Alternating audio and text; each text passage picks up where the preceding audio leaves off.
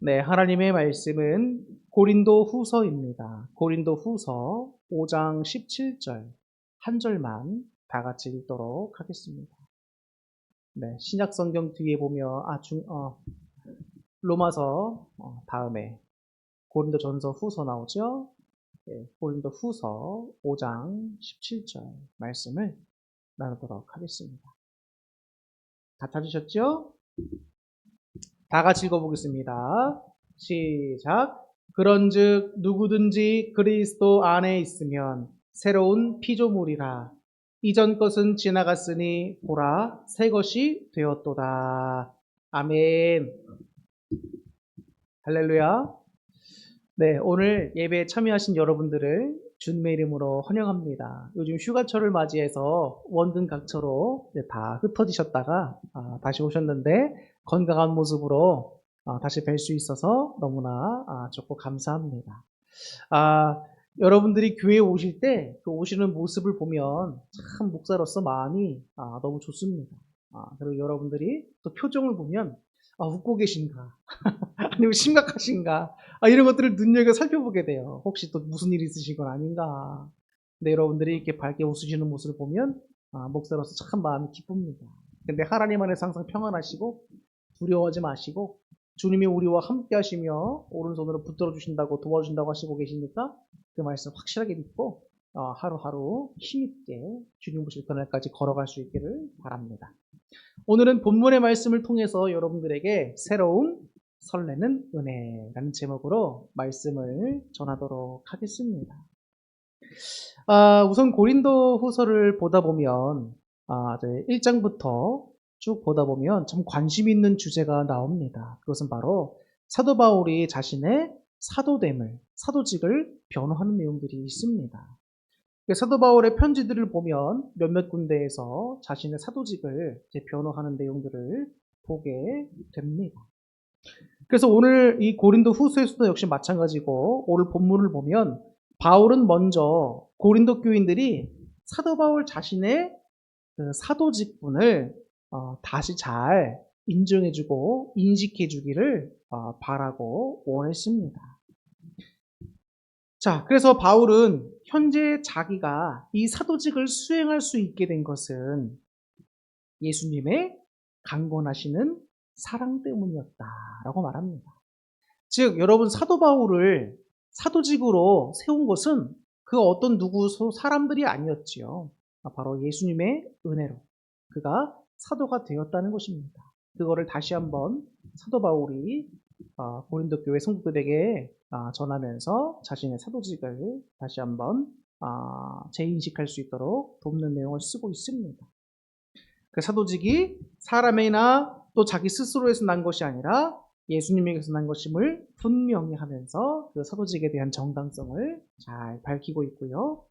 그리고 끝으로 바울은 자신이 회심하기 전에, 즉 예수님을 믿기 전에는 예수님을 어떤 시각으로 봤는가, 세상적인 시각으로 봤다는 거예요. 그리고 자기가 속해 있던 유대교에서 통용되던 그런 시각으로 예수님을 봤다는 겁니다. 즉 인간적인 기준에 따라서 판단했고 그가 속해 있던 종교적 기준에 따라 그 지도자들의 기준에 따라 예수님을 판단했었다는 겁니다. 예수님을 믿기 전에는. 그래서 예수님을 믿는 자들을 박해하는데 앞장섰지만 지금은 예수 그리스도의 은혜로 말미암아 거듭나서 새로운 피조물이 된 예수님을 증거하는 사도직분을 맡은 자가 되어서 이제는 주님께서 맡겨주신 이 거룩한 직분을 감당하는 자가 되었다. 즉 과거에는 이런 괴수였지만 지금은 예수님 믿고 그 은혜를 입어 새로운 피조물이 예수님을 전하는 사도직을 감당하는 자가 되었다는 것이죠. 그러면서 자기의 사도직이 누구로부터 말미암았다? 바로 예수님으로부터 말미암았다라고 분명히 말씀해주고 있습니다. 그 가운데 오늘 말씀이 전해지고 있는 거예요. 사도 바울이 자신이 변화되어 새로운 피조물로서 사도가 되었듯이 그런 말씀들이 우리에게도 같이 역시 적용돼야 된다고 오늘 본문에서도 그런 교훈을 얻을 수가 있습니다. 저는 어렸을 때 그런 생각을 했던 적이 있습니다. 야, 인생을 처음부터 다시 한번 살아보고 싶다. 다시 시작하고 싶다. 리프레시 한번 해보고 싶다. 뉴 스타트. 새로운 시작을 해보고 싶다. 여러분 이런 생각 혹시 안 해보셨나요? 인생 살면서? 우리 삶을 살다가 정말 내가 인생을 왜 이렇게 살았을까? 이렇게 살았으면 더 좋았을 텐데. 막 이런 생각하면 다시 한번 살아보고 싶다. 새로운 모습의 나가 되어서 새로운 환경에서 한번 살아보고 싶다. 이런 생각 한 번쯤은 해보잖아요. 그죠? 여러분 그러면 얼마나 설렙니까? 순간 마음이. 야, 새롭게 시작돼서 내 인생이 완전히 새로워진다? 얼마나 여러분 설레고 기쁜 일입니까? 상상만 하더라도. 근데 오늘 성경에서 보면 예수님을 믿는 자들은 그 은혜로 말미암아 뭐가 되었다? 새로운 피조물이 되었다라는 거예요. 새로운 피조물은 뭐죠? 하나님께서 새로운 창조로 우리를 새롭게 만드셨다는 거예요. 놀라운 얘기입니다. 하나님의 모든 천지 창조는 6일 만에 다 이루어지고 7일째 쉬셔서 7일까지 다 이제 완성되었다고 치지만 지금도 하나님께서 우리를 향하신 새로운 창조는 날마다 이루어지고 있는 거예요. 예수님을 믿기 전에는 우리는 모두 다 예수님을 세상 사람들이 보는 시각과 똑같이 봤습니다. 자, 고린도후서 5장 16절에 이런 말씀이 나옵니다. 그러므로 우리가 이제부터는 어떤 사람도 육신을 따라 알지 아니하노라. 자, 비록 우리가 그리스도도 육신을 따라 알았으나 이제부터는 그같이 알지 아니하노라 라고 하는 말씀이 나옵니다. 이 말씀이 그냥 보면은 참 무슨 말씀인지 이해하기가 힘들어요. 그죠? 일단 첫 번째로 이해가 안 되는 건 이겁니다. 육신을 따라 알았다는 거예요, 예수님을. 예수님 믿기 전에는 육신을 따라 알았다. 그럼 육신을 따라 알았다는 것은 무슨 의미인가 우리가 한번 좀 알아봐야죠. 육신을 따라 알았다는 것은 여러분, 세상적인 방식으로 또 인간적인 기준으로 이런 의미입니다. 육체적으로 예수님을 봤다는 것은 세상적인 기준과 인간적인 기준으로 예수님을 바라봤다는 거예요. 그게 언제적 모습입니까? 예수님을 믿기 전에는. 근데 우리도 다 마찬가지잖아요. 예수님 믿기 전에는 다 세상적인 생각과 기준과 인간적인 자신의 기준들을 가지고 예수님을 판단하잖아요. 그러나 여러분 보십시오. 예수님을 믿고 난 이후에는 어떻게 되죠? 예수님을 세상적인 기준이나 나 인간적인 기준으로 보는 것이 아니라 하나님의 아들이시며 신이신 그 예수님을 그 존재적 자체로 우리가 믿고 경외하며 인식하고 따르게 되잖아요. 예수님을 믿기 전과 믿고 후가 이렇게 다르게 된다는 거예요. 바울도 전에는 예수님을 육체적으로 알았다고 합니다. 그것은 예수님을 하나님이 보내신 메시아로 보지 않았다는 거예요. 이게 세상적이고 당시 유대교적이고 인간적인 기준이었어요. 예수님은 그냥 사람이지 무슨 하나님의 아들이고 하나님이 보내신 사람이냐 이렇게 보지 않았다는 거예요. 메시아로 보지 않았다는 겁니다. 당시 하나님에 의해서 저주받고 사람들을 하나님의 율법에서 떠나게 만드는 이단자로 본 것이 예수님 믿기 전에 바울이고 또 유대교에 속해 있던 많은 사람들의 생각이었습니다. 예수님을 향한. 그러나 바울은 담에색 도상에서 부활하신 예수님을, 그 살아나신 예수님을 직접적으로 경험하게 되죠. 그 후로 더 이상 육신적으로, 육체적으로, 세상적인 방식과 인간적인 기준으로 이제는 더 이상 예수님을 보지 않는 새로운 피조물이 되었다는 것입니다. 저는 우리 인간들은 참 연약하다고 생각합니다. 인간들이 연약하다라고 하는 것은 하나님의 말씀을 다 따라 살 수 없는 연약함이 있기 때문에 연약하다고 하는 거예요. 우리는 늘 삶 속에서 이 환경 속에서 자유로울 수가 없죠. 그리고 사람은 사회적 동물입니다. 어딜 가나 다른 사람과 어울리면서 혹은 부대끼면서 살아갈 수밖에 없어요. 근데 그러다 보면 여러분 항상 어디서든지 갈등의 요소가 있습니다. 내 마음을 힘들게 해준 요소들이 반드시 있어요. 근데 여러분 우리는 그리스도인이잖아요. 그죠? 그리스도인이고 하나님께서 우리에게 사랑하고 화목하고 인내하고 주님 말씀을 전하는 복음을 전하는 삶을 살라고 우리에게 요구를 하고 계시고 또 세상 사람들 다 지키는 도덕적인 선뿐만 아니라 우린 좀 더 거룩한 도덕적인 선까지 지키려고 말씀하신단 말이에요. 그러면 그런 여러 가지 갈등과 여러 가지 어려운 상황 속에서 우리는 여러분 다 하나님 말씀대로 지킬 수 없는 자신을 발견하게 되잖아요. 저도 목사지만 인간입니다. 그래서 저도 여러분 제 마음을 참 많이 지키려고 노력해요. 하나님 말씀 안에서. 사람의 기본적인 마음이 뭔가요? 나를 힘들게 하는 사람 보면 미워하고 싶잖아요. 미워하고 싶어요, 여러분. 화가 나는 일이 있으면 화내고 싶단 말이에요. 이게 여러분 인간의 기본적인 마음입니다. 근데 이런 마음들을 주님 안에서 성령의 도우심을 힘입어 자꾸 쳐내는 거예요. 왜? 하나님의 뜻대로 살아야 되니까. 목사가 사람이 이제 때로는 화가 날 수도 있죠. 그런데 여러분, 목사가 막 화나고 막 쌍욕하고 다니고 막 기분 내키는 대로 막 다 하고 다닌다고 하면서 사람들 미워하고 그러면 여러분 그거 하나님께 영광을 올려드릴 수 있겠습니까? 안 되죠. 근데 그와 마찬가지로 성도님들도 그렇게 산다고 생각해 보세요. 하나님께서 원치 않는 모습이 되죠. 제가 얼마 전에 한 유튜브에서 좀 이렇게 안타까운 내용을 좀 봤습니다.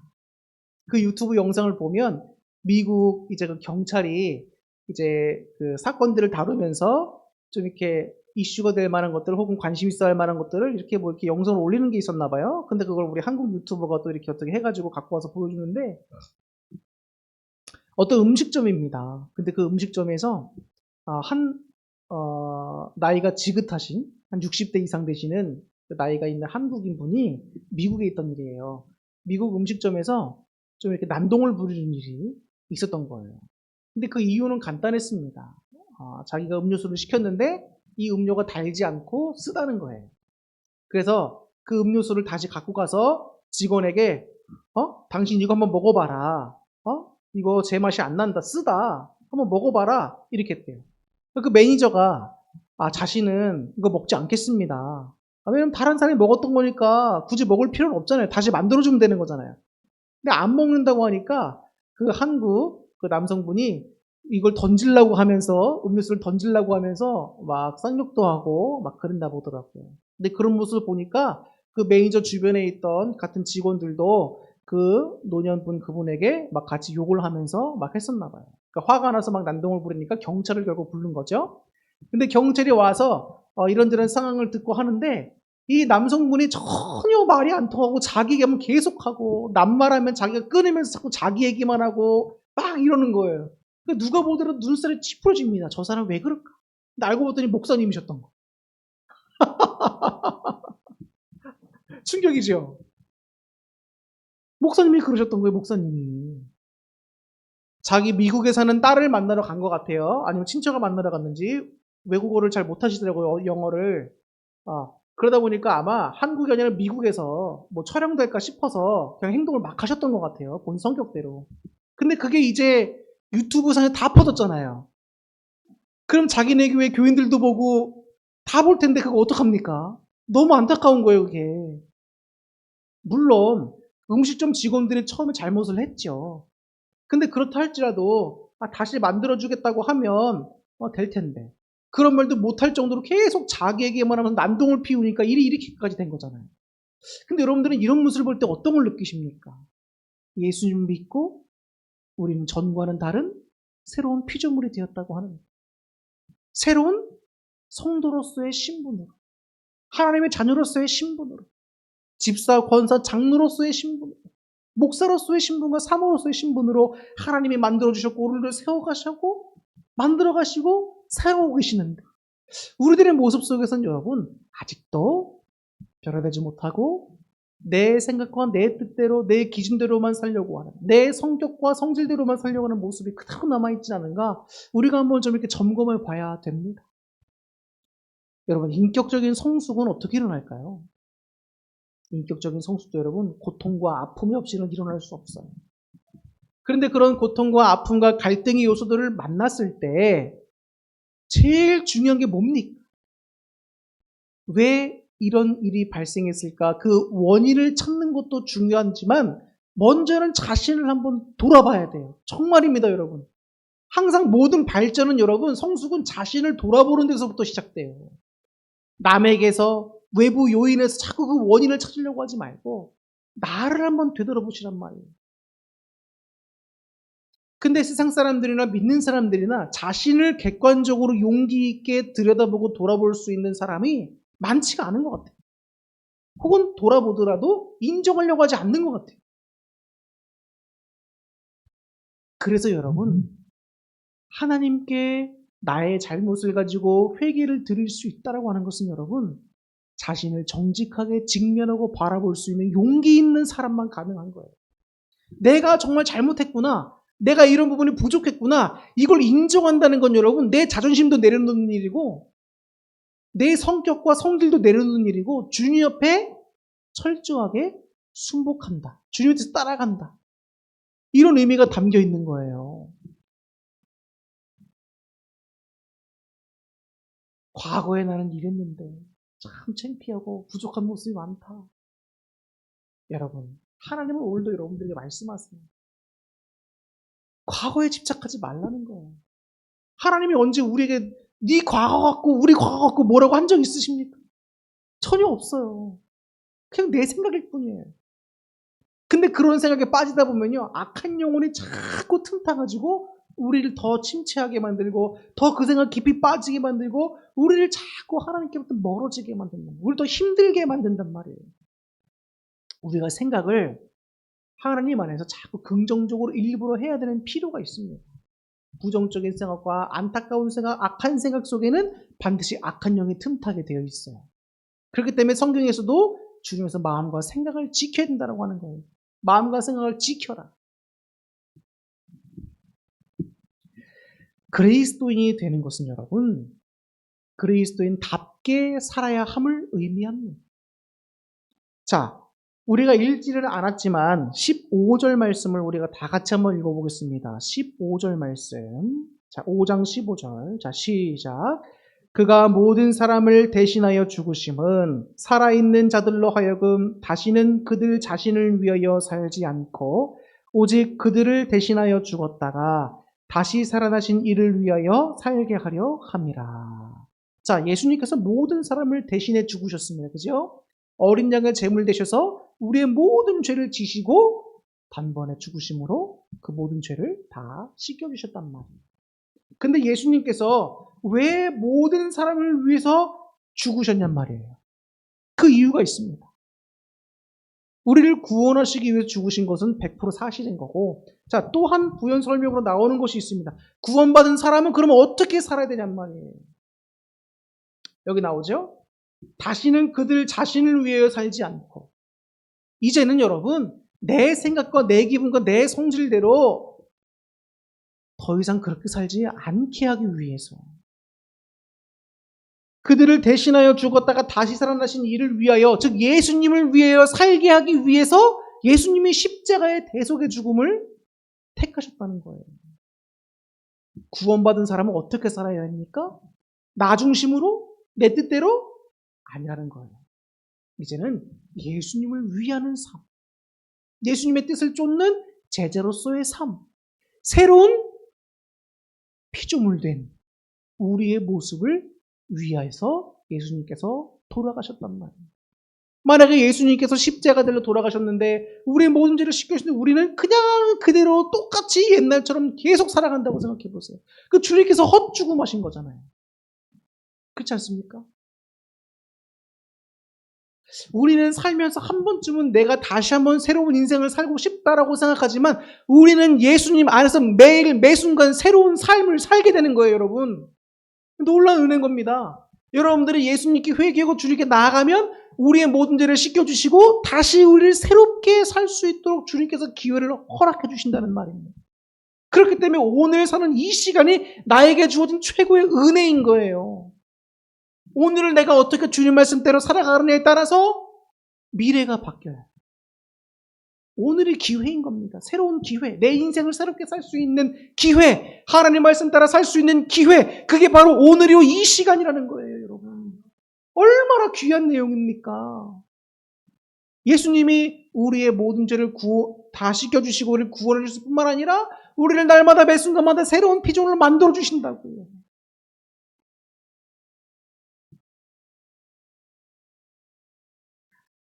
그런 새로운 피조물이 된 우리는 그리스도인답게 그리스도인답게 살아야 합니다. 근데 오늘 특별히 그리스도인답게 살아가는 모습이 어떤 겁니까? 많은 대답이 있지만 저는 오늘 여러분들에게 한 가지를 말씀드리려고 합니다. 이제 이 말씀 드리고 마칠 텐데 여러분 화목하기 위해 힘쓰십시오. 그래서 오늘 우리가 읽은 말씀 17절 이하를 보면 여러분에게 화목의 직분을 주셨다라고 나옵니다. 화목의 직분. 여러분들은 모두 다 화목을 위해 살아가야 되는 직분을 받았다는 거예요.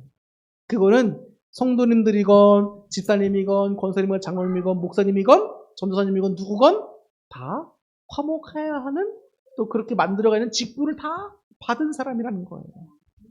그럼 화목하려면 여러분 어떻게 해야 될까요?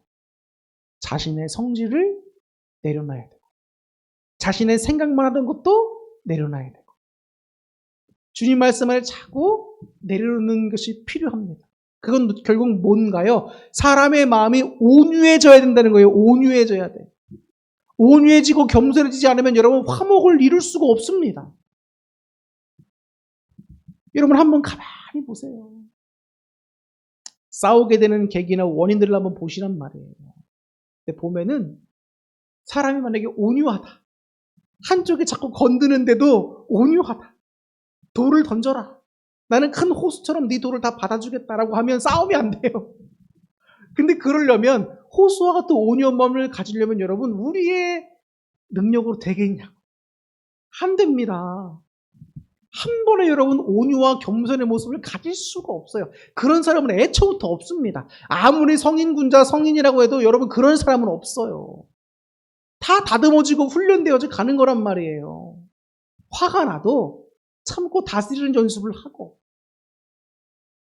사람들의 갈등 속에서도 이해하고 받아주고 넘기려고 하는 노력도 필요하고 여러 상황 속에서 온유하고 겸손하고 화목을 지키려고 하는 노력이 우리 몸에 자꾸 훈련되어지고 습관이 되고 배고 그런 마음이 생길 때에 비로소 화목과 사랑을 실천할 수 있게 되는 거예요, 여러분.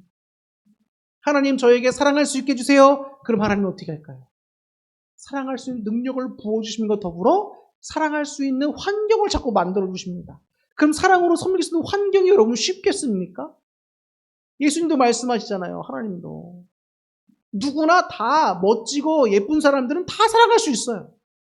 근데 못생기고 가난하고 힘없고 누구 봐도 볼품없는 사람들을 사랑하는 거는 힘든 일입니다.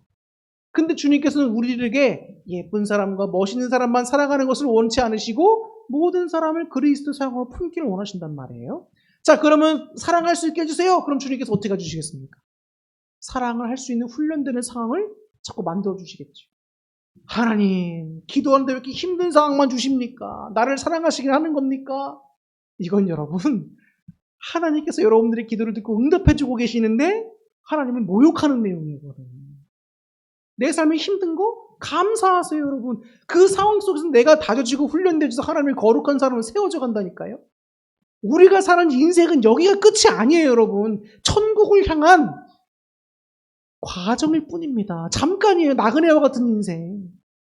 우리 다 여행 갔다 오셨잖아요. 뭐 바다로도 수영장으로도 어디가 그건 여행이란 말이에요. 그게 우리 인생과 같아요. 짧아요. 거기에 모든 것을 다 내건질 수 없습니다. 천국이 우리가 있다니까요. 그 과정 속에서 얼마나 잘 주님 말씀 따라 살아가에 따라서 우리 내세가 달라진단 말입니다, 여러분. 상급이 달라져요. 이 땅에서 떵떵거리며 살던 사람도 예수님 안 믿으면 지옥 가는 거고, 이 땅에서 가난하고 힘들게 살고 어렵게 살아도 예수님 잘 믿고 그 말씀 순종하면 천국에 가서 여러분 놀라운 상급 받으며 떵떵거리며 사는 거예요. 좀 우리가 이런 포부가 있었으면 좋겠습니다. 천국에 나의 상급을 쌓는다. 그럼 여러분 얼마나 은혜가 됩니까? 그럼 어떤 분들은 그럴 수 있습니다. 목사님 비판적으로 목사님 왜 천국에서 상급 받는 것만 이렇게 강조하시면서 이렇게 말씀하십니까? 좀 신앙이 순수해야 되지 않겠습니까? 순수한 신앙이에요, 여러분. 사람 어떤 동기가 주어지지 않으면 안 합니다. 근데 예수님께서 말씀하신 거예요. 천국에 상급이 있다고. 성경에 나와 있습니다. 제 말이 아니에요. 우리가 바랄 건 바라고 해야 할 건 해야 합니다. 여러분들이 주를 위해서 충성하시고 헌신하시는 거 결코 땅에 떨어지지 않아요. 하나님이 다 보고 계십니다. 우리가 요한계시록에서 배웠잖아요. 생명록이 있고 행위록이 있다니까요. 그 사람들이 어떻게 했는지 다 행위록에 기록이 된단 말입니다. 아무개 성도가, 아무개 집사가, 아무개 사모가, 아무개 목사가 어떻게 살고 있고, 어떻게 주님 말씀에 충성했고, 어떤 잘못을 저질렀으면 이런 모든 것들이 다 적힌단 말이에요. 자, 이제 설교를 마치려고 합니다. 제가 오늘 여러분들에게 많은 말씀을 드렸어요. 바울도, 저도, 여러분들도 예수님을 믿기 전에는 다 죄인이었습니다. 그리고 우리는 예수님과 교회를 세상적인 기준과 인간적인 기준으로 바라볼 수밖에 없었던 사람들이지. 그리고 하나님이 원치 않는 죄인된 모습으로 살아가던 것이 우리의 모습입니다. 근데 그런 우리를 위해서 예수님께서 은혜를 베풀어 주셨어요. 우리가 예수님 믿음으로 말미암아 우리는 하나님이 원하시고 하나님이 가장 사랑하시는 주님의 백성들로, 화목의 직분을 가진 자들로, 또 목사와 사모와 집사님과 여러분들로 바꾸어 주셨다는 거예요.